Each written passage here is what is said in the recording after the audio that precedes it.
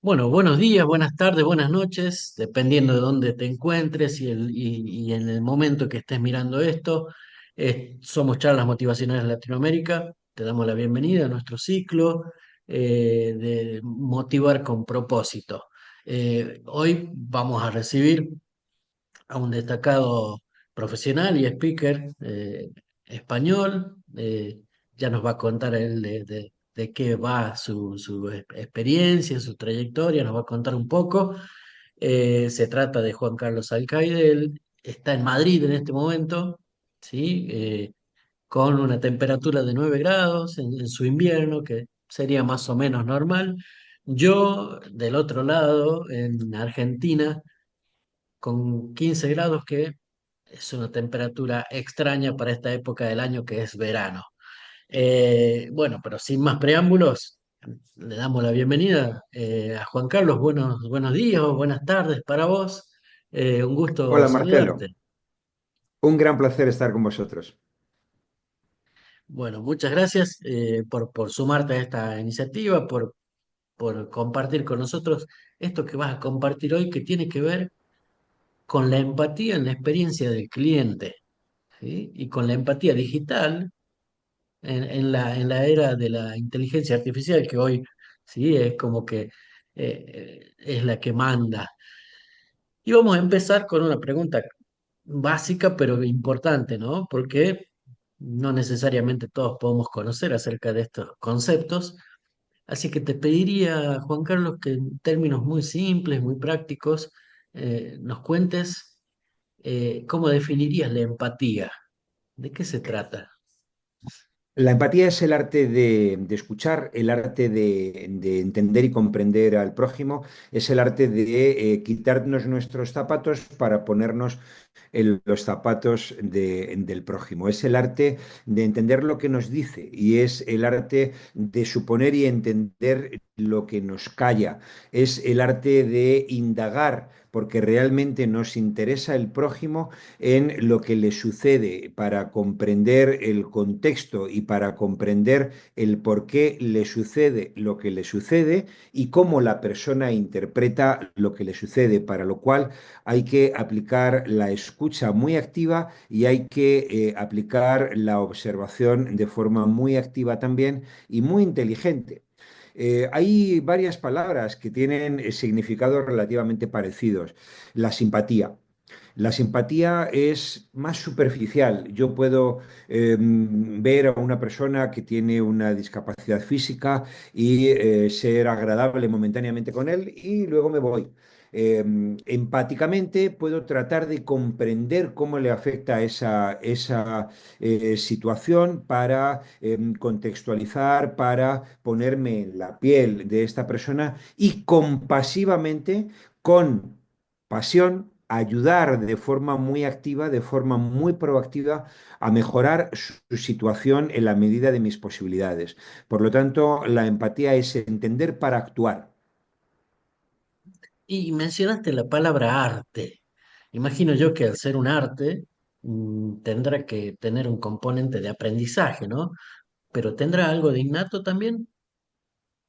Sí, hay algunas personas que nacen con unas mayores capacidades de escucha, unas mayores capacidades de socialización, que son menos introspectivas y más sociales. Qué duda cabe que hay personas que tienen altas capacidades y alta sensibilidad en relación con el prójimo. Son capaces de detectar, de escuchar y detectar, de intuir y de contextualizar las diferentes situaciones con eso que Daniel Goleman denominó la inteligencia emocional, que si le agregas la inteligencia social, da una extraordinaria capacidad para la vida profesional y la vida comercial. Dicho lo cual, yo considero que no traje la empatía de natural.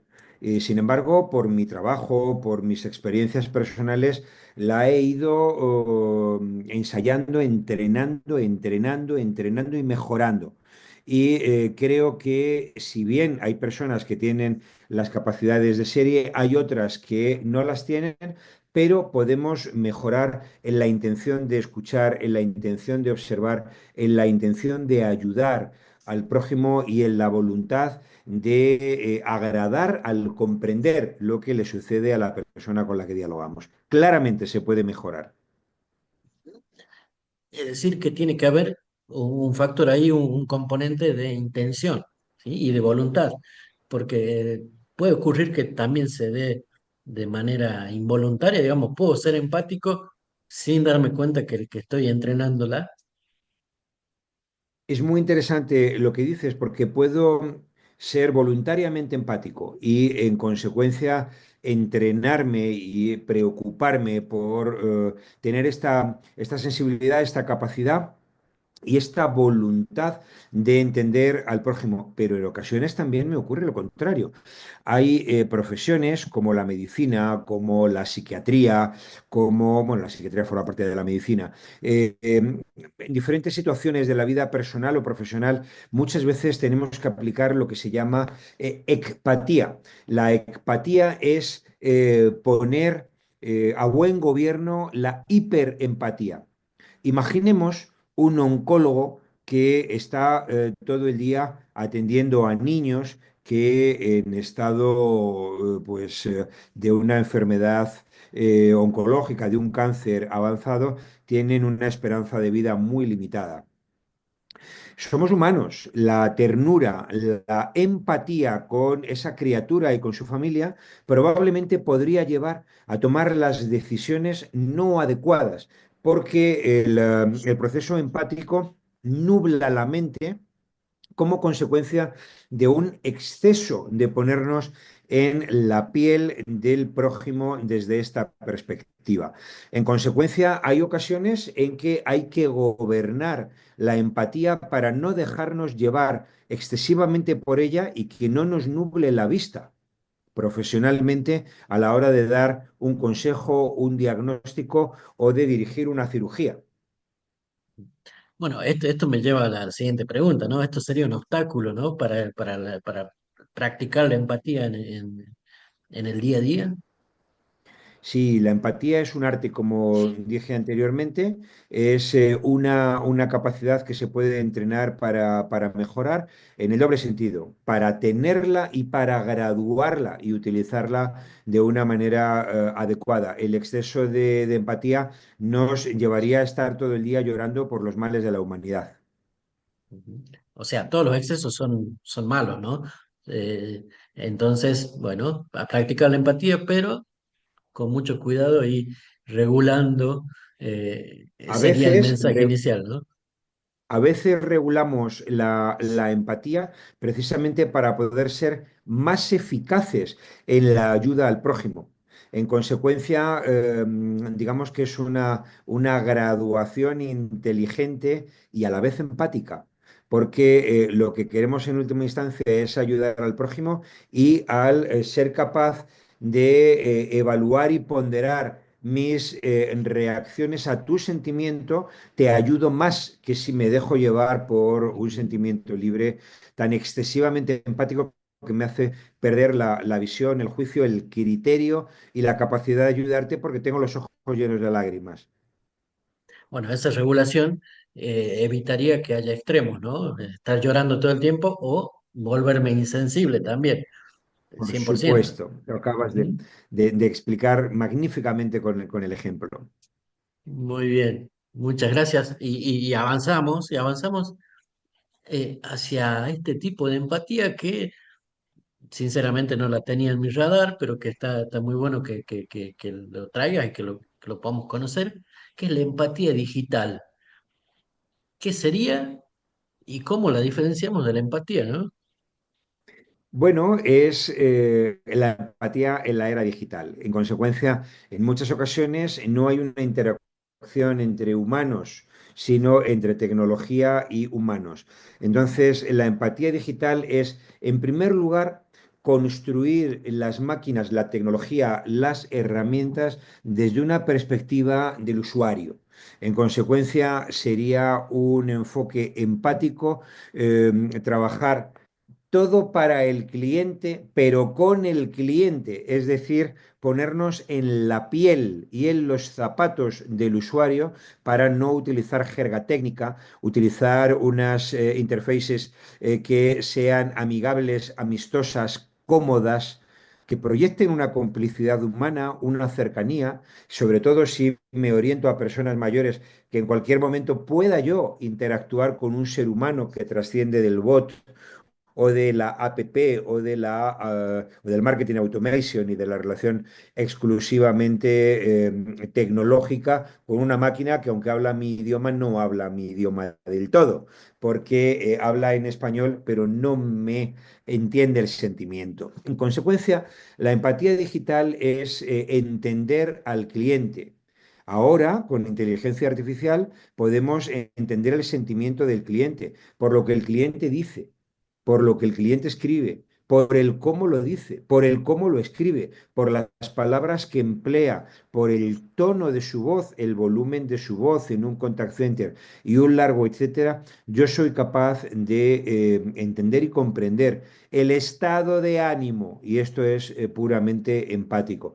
Y de la misma manera puedo proceder a dar respuestas que sean crecientemente empáticas, llamándolo por su nombre, comprendiendo el arquetipo y el segmento al cual pertenece y dando un contenido, unos argumentos sociales, psicológicos, de contexto. Por ejemplo, hoy tenemos en Argentina un día un poco más frío de lo normal para ser verano.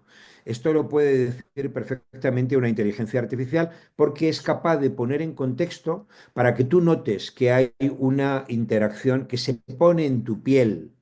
Como sentimos hoy un poquito de frío, etcétera, etcétera. En consecuencia, la empatía digital es aplicar al escuchar y al reaccionar una demostración de que te conozco y te reconozco. Trato de ponerme en tu piel, consigo comprenderte y en consecuencia compasivamente te doy una reacción, respuesta comercial y o de calidad de servicio. Ujú. Bueno, íbamos justamente hacia ahí, ¿no?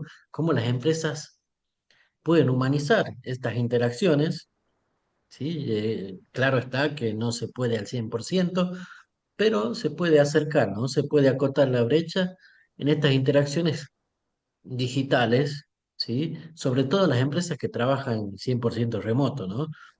Cómo interactúan con los clientes, con sus colaboradores, ¿sí? En función de este uso, ¿sí? El trabajo en remoto nos permite ser empáticos, porque yo ahora mismo estoy notando a Marcelo muy cerca. Entonces, él está en Argentina, yo estoy en España, pero realmente a través de una videollamada puedo analizar tu gestualidad, puedo analizar tu tono, puedo analizar las palabras que utilizas, el modo de componer tus frases, más formales, menos formales. Yo puedo comprometer un plazo de entrega de un documento y cumplir, puedo ser puntual, puedo tener una gestualidad de no mirarte, no hacer caso a la persona que tengo enfrente o por el contrario, ser extremadamente respetuoso con los modos y maneras de expresarme, siendo empático, cercano, próximo, cómplice y humano. El trabajo en remoto es en remoto, pero podemos combatir la distancia física con elementos que de alguna manera suplen esta distancia a través de los modos relacionales, el tono, el lenguaje, las palabras y también en videollamada la comunicación no verbal. Por lo tanto, la empatía digital y la utilización del trabajo en remoto son perfectamente compatibles con el sentimiento humano desde mi punto de vista. Me habías preguntado por cómo pueden las empresas utilizar el trabajo en remoto y la tecnología para ser más empáticas. Bueno, hay dos maneras. Una, la tecnología ha de ser empática, como mencionaba en la respuesta anterior. Entonces, todo para el cliente con el cliente. y comprobar in situ que el sentimiento que produzco con un monitoreo del proceso de satisfacción del cliente, un monitoreo de lo que dicen las redes sociales, de tu experiencia la actualidad y de todo lo que es el sentimiento humano es algo que puedo hacer ya con tecnología existente. Y dos, cuando intervienen seres humanos es completamente necesario formarles en empatía y no formarles en tratar al cliente como si fuese un obstáculo. El cliente nos da de comer, hay que tratarlo como la esencia de la empresa porque lo es. En consecuencia, formar en habilidades sociales, formar en capacidades blandas de comprensión del prójimo, formar en comunicación positiva y lenguaje positivo, formar en asertividad y el arte de poner límites, de decir no, de poner frenos, de responder insatisfacciones. Todo eso es empatía llevada a la empresa y es imprescindible trabajar en el plano digital y en el plano de las personas que atienden a las personas. Bien, en definitiva son relaciones personales, ¿no? Que están mediadas por tecnología en este caso.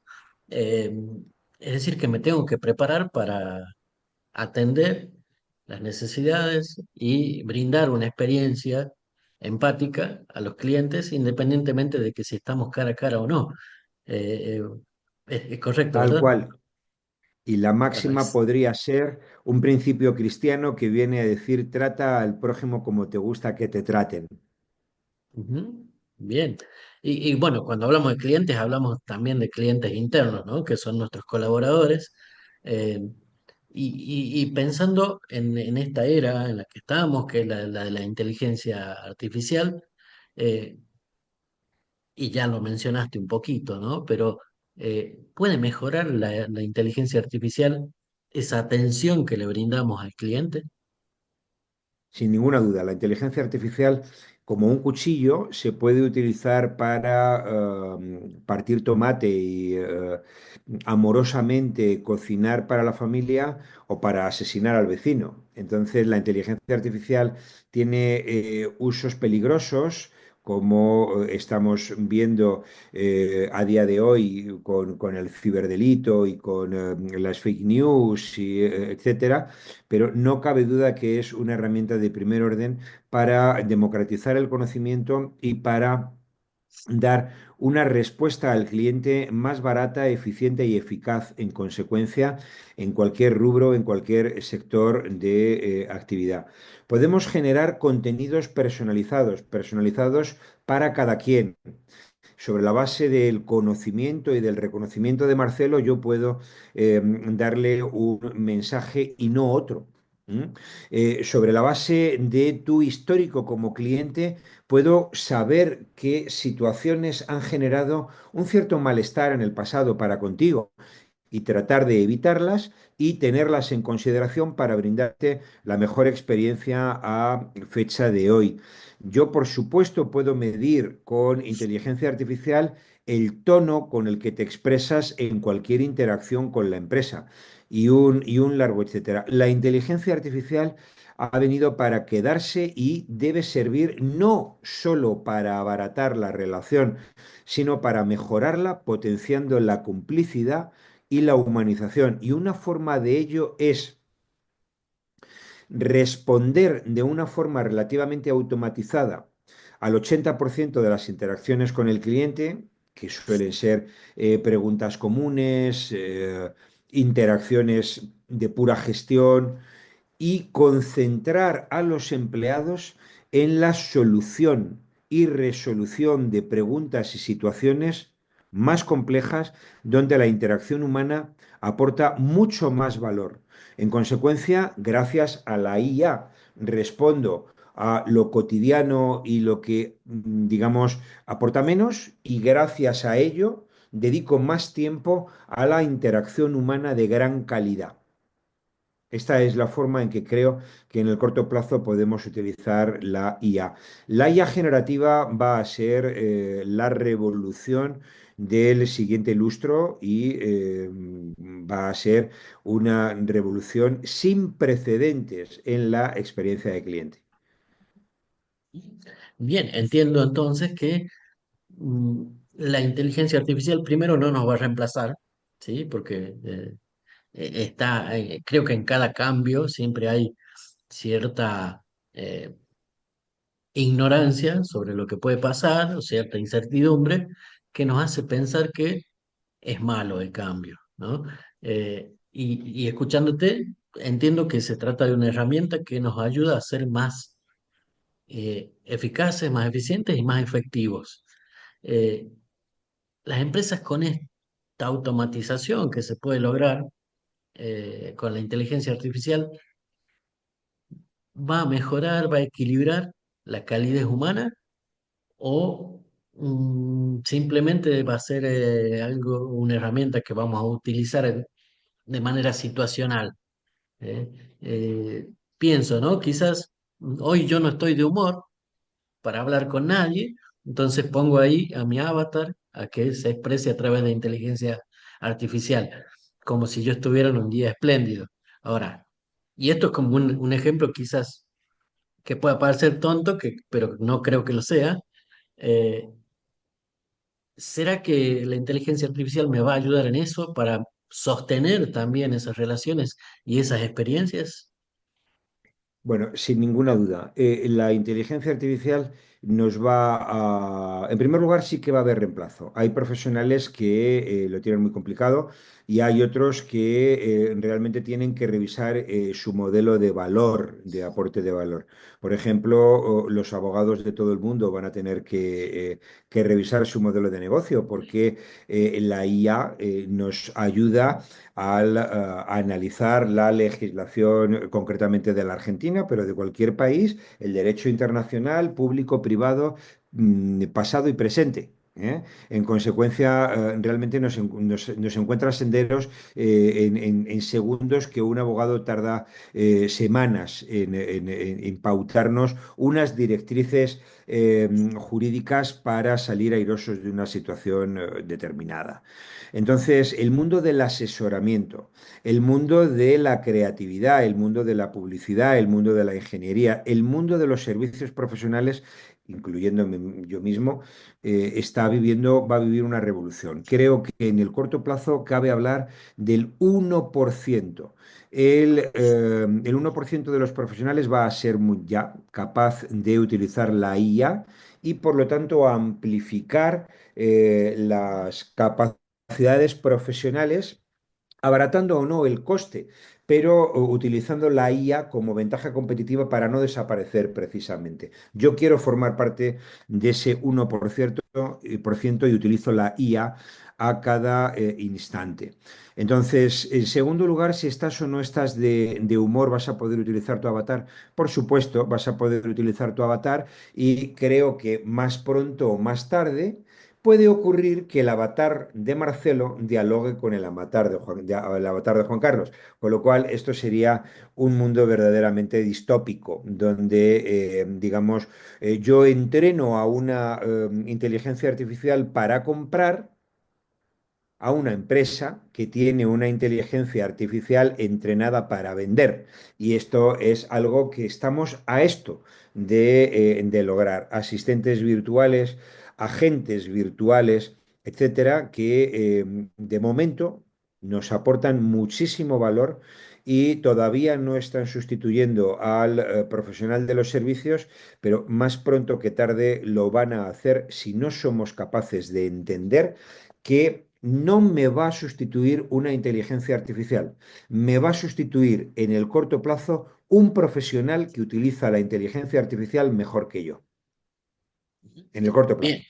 y aparece ahí la adaptabilidad como factor preponderante, ¿no? Porque el que no se Esto es. adapta se queda fuera, ¿sí? Sería En el España mensaje. decimos, camarón que se duerme se lo lleva la corriente. Y creo que ustedes dicen algo así como Sí, cocodrilo que se duerme, cartera. es cartera, exactamente. Bueno, son analogías de una misma situación, ¿no?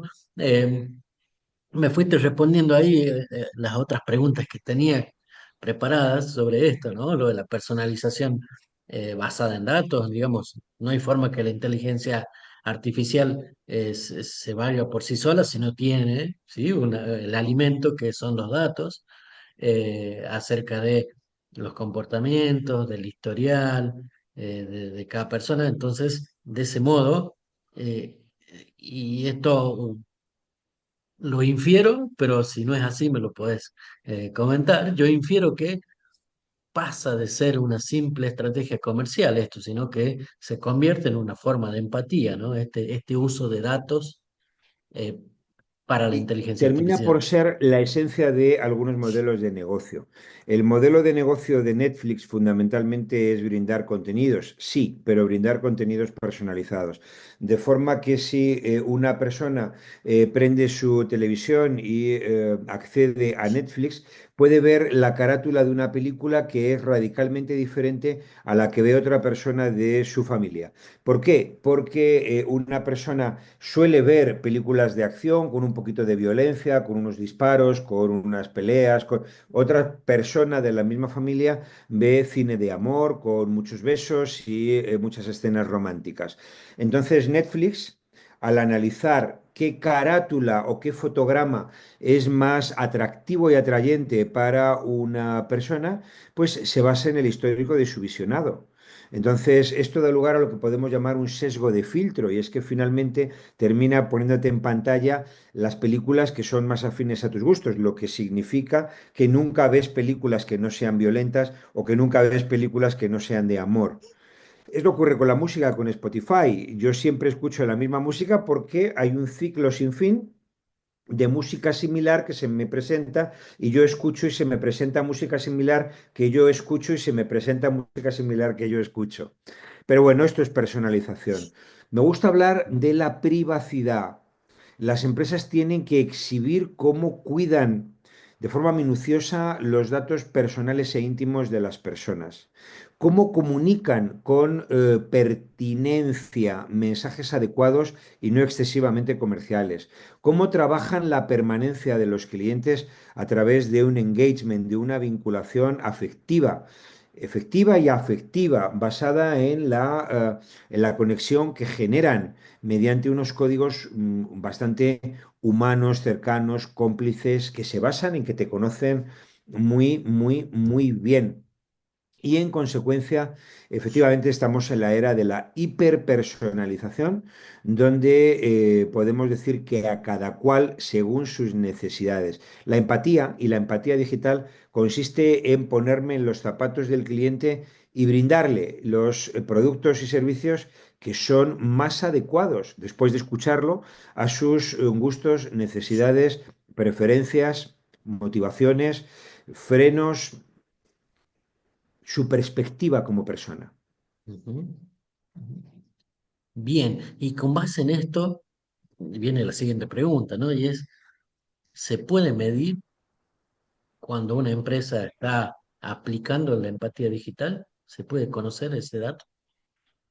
Bien, yo tengo un modelo que tiene en torno a 170 preguntas y cuestiones donde mido la empatía digital que se brinda a los consumidores, clientes y usuarios. Efectivamente, se puede medir de dos maneras que han de ser complementarias.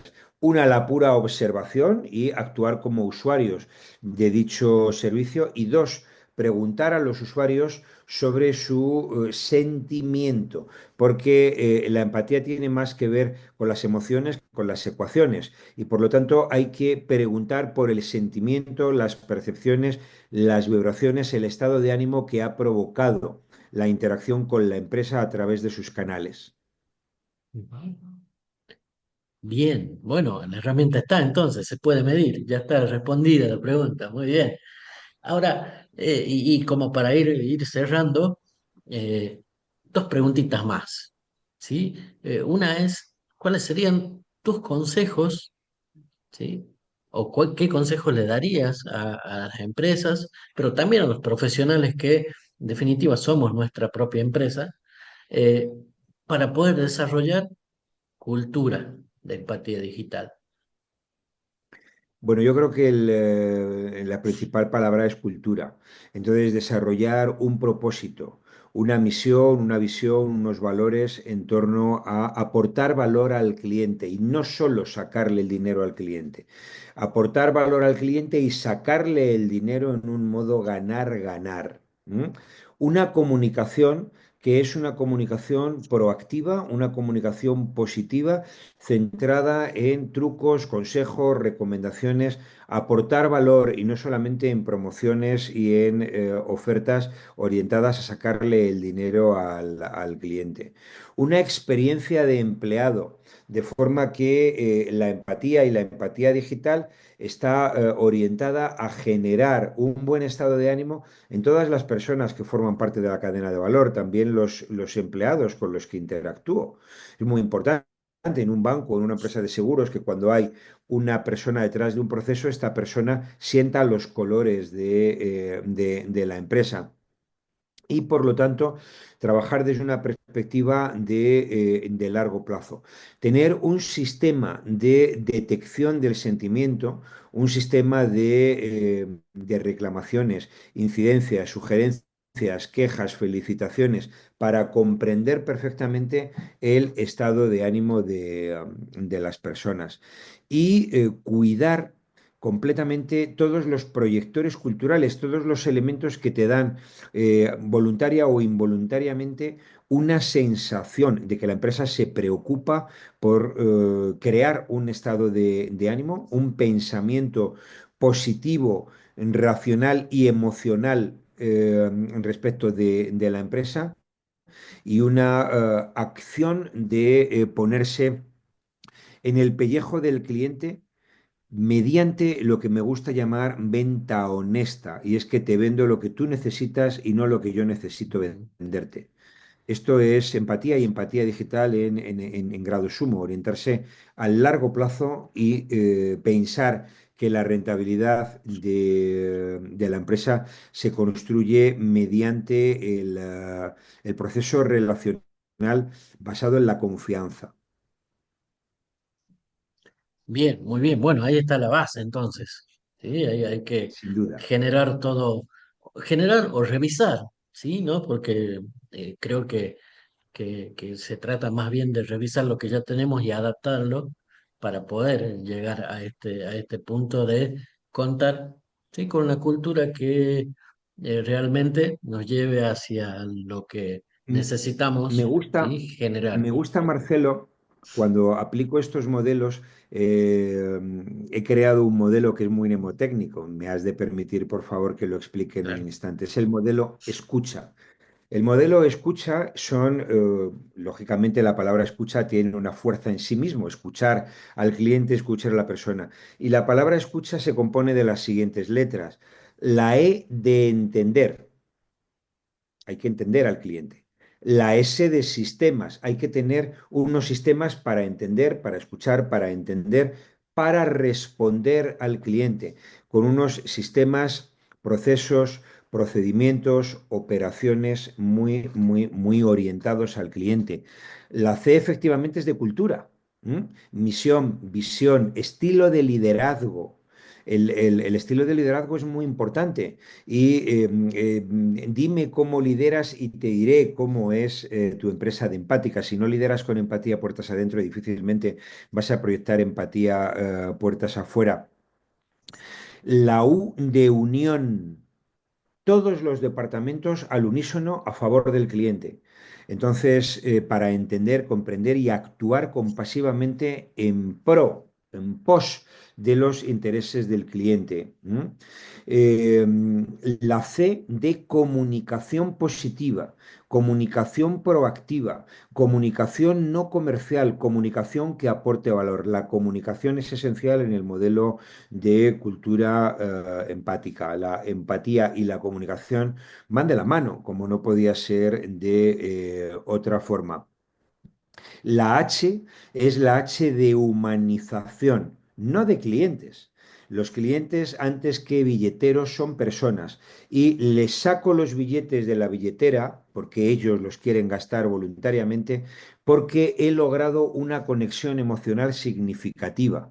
Por lo tanto, la H de humanización y de complicidad es muy importante.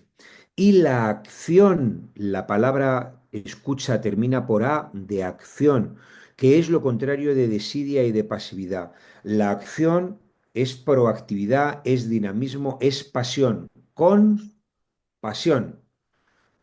La pasión es lo contrario de la desidia. La pasión y la actividad es la manera que tiene la empresa de demostrar la importancia que te da con celeridad, con velocidad, con eficacia, con eficiencia y es lo contrario del silencio administrativo. Bien, es antiburocrático, diríamos. ¿Eh? Tal cual. Totalmente. Bueno, y por último, Juan Carlos, para ya cerrar esta charla, esta jugosa charla de hoy, me gustaría que les cuentes a nuestros amigos, nuestros clientes, eh, quién es Juan Carlos Alcaide y qué tiene para ofrecer, ¿sí? ¿Cuál es tu valor para nuestros amigos? Bueno, Juan Carlos Alcaide es un sociólogo español que empezó a trabajar en el mundo del marketing, del mercadeo, a los 18 años en una agencia de publicidad, como el chico que hacía las fotocopias en la agencia de publicidad hace 40 años. He trabajado en comunicación publicitaria, en radio y trabajo en consultoría desde hace en torno a 35 años. He trabajado para más de 100 empresas de todos los sectores de actividad, fundamentalmente servicios, banca, turismo, eh, transporte de personas, hospitales, pero también en otras actividades como el retail o la manufactura de alimentos. He tenido la oportunidad de trabajar en diferentes sectores de actividad y llevo más de 20 años trabajando en experiencia de cliente y en economía plateada, la economía de las personas mayores, cómo atender a las personas de más de 70 años. He ayudado a muchas empresas en la transformación digital de la experiencia de cliente y estoy obsesionado por la palabra empatía, como he evidenciado en esta conversación, en este conversatorio, y cómo aplicar la empatía de forma rentable. Doy conferencias y doy consultorías centradas en la practicidad al día después de mis ideas y de mis modelos, para que puedas convertir en dinero con ética el aprendizaje y el know-how sobre la empatía, la complicidad y la compasión con el cliente y con los usuarios de tu empresa. Wow, bueno, un mundo para dar y bueno, la invitación está hecha para nuestros amigos a que puedan, a través de charlas motivacionales, ¿sí? Contactarte y puedan tenerte, ¿sí? En sus eventos o en sus actividades internas para justamente poder evolucionar, ¿sí? En este sentido. Eh, Será un placer, Marcelo, y me gustaría enfatizar que siempre me ha gustado escribir y que tengo 12 libros publicados sobre estos temas que no pretendo vender aprovechando eh, esta conversación, pero sí sugerir a las personas que nos ven y o nos escuchan que quizá sobre la base de mis libros podemos armar talleres de consultoría o conferencias con la mediación de charlas motivacionales y vuestra colaboración aportando valor del conocimiento de las empresas y de mi aporte profesional. Excelente, bueno, hay mucho material entonces, 12 libros no es poco, es mucha experiencia puesta en papel o en digital, y eso, bueno, es bueno también y pueden conocerte también a través de tus libros. Así que la invitación está hecha. Te doy las gracias, Juan Carlos, por compartir este espacio, por sumarte, ¿sí? A esto que hemos llamado motivar con propósito, porque creemos que la acción es importante, pero tiene que estar orientada. Entonces, eh, agradecemos que seas parte de ello. Te mando, bueno, un gran abrazo desde aquí. Seguramente pronto nos podremos encontrar personalmente. Ojalá sea muy pronto y sea por aquí. Así que, bueno, un abrazo y muchas gracias. Un fuerte abrazo para ti, para toda la audiencia. Es un honor y un gran placer y se demuestra que la empatía digital existe porque he estado muy cómodo en esta conversación y he sentido que no hay un océano Atlántico entre nosotros. Nos acercamos hoy. Hoy estuvimos muy cerquita, incluso con la temperatura. Así que, bueno, muchas gracias. Muchas Un gracias también placer. a ustedes desde el otro lado que nos escuchan, que nos miran, que nos siguen. Estamos a disposición como siempre. Les mandamos un gran abrazo. Hasta luego. Un